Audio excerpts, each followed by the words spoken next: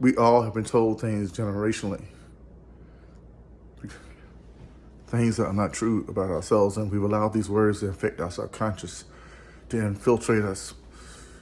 We're not born where we're at in this place in life now. We're here because we've chosen to be here. We have a choice to change the things within us, the mindset.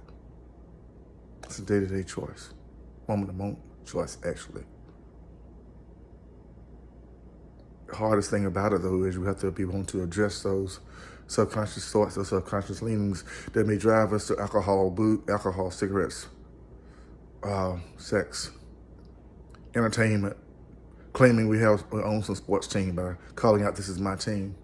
Now, for some people, there's nothing wrong in any of those things. I'm not saying those things in a judgmental way. I'm saying naming those things off in the sense that we allow them to control us. Some of us may have mental health issues or emotional issues, and we may need some type of medication, type of drug to help us find balance.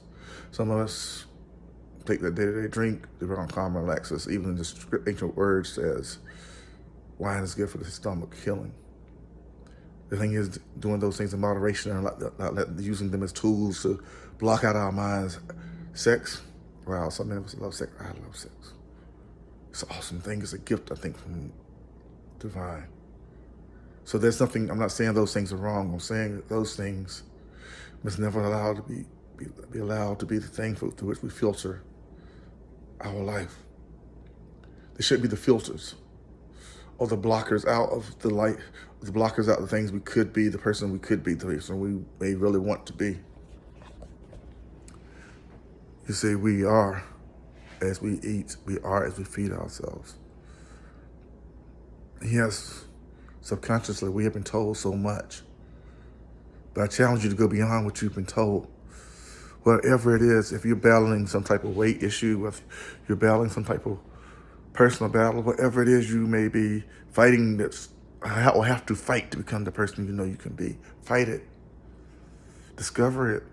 If you have to walk alone, then walk alone. If you stand alone, then stand alone. It's not going to be easy, y'all. It's a day-to-day fight. Anyone who's listened to my first podcast episode, Preconditioned to Fail, those things are there. And if you came up in a normal environment, with this such thing even exists as a normal environment, eventually, at some stage of your life, you're going to meet the naysayers, those who, for one reason or another, if it's to build their own self-conscious, their self-esteem, or whatever, for one reason or another, they're going to say you can't while they're doing, or they can and you can't. You shouldn't. It's not for you. It's not how God has placed in you. They will try to define who you are, your life, how you think, how you feel. The only person really can define who you are at any stage of life is you. And yes, growing up, our home life shapes us to a certain degree. But once we get to this stage of life where we can mentally focus and make decisions for ourselves, then it's on us. Excuses will become just excuses. This thing on change, this is on us. We can wallow in our health conditions and say, I can't do no better. I need some medication. I need a system to help me. You have that pity party. Or you can stand up and say, this is on me. Because at the end of the day, you may have someone coming to help save you. But at the end of the day, someone may not. And you just realize at the end of the day and the beginning of the day, you are your best hope. You are your savior. I don't say that in an absolute sense because I believe there's a divine God, there's a being who drives and empowers us, who has a plan for me and my life and your life.